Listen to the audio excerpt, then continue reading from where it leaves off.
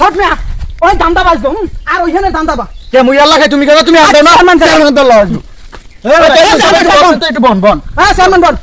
আগে আমার কথা শুনবেন গতবার সালিশ হচ্ছেন আড়াইশো মানে মিষ্টি খাইছে বেটা তোকে সালিশি মানে হরতালি বেটা আগে শুনেন বাবা আজকে আমার কথাটা শুনেন বাজান ক সাপোজ ধরেন মোর বাড়িটা ওই একবালিকের বাড়ি এইটা মোর বাড়ি সাপোজ এইটা মোর বাড়ি এখন এইখানে থাই ও আর আমি থাই এই বরাবর এখন বাবা মোরা দুইও ভাই এই রাস্তাটা যে আড়ি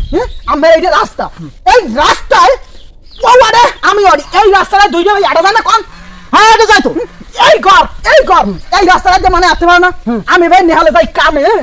আমি ভাই নেহালে কামে যাই এই যে না আমার এইখানে আমার কামের জায়গা আর কামের জায়গা এইখানে ও বেনিহাল রাস্তাটা যে আইতে যাইয়া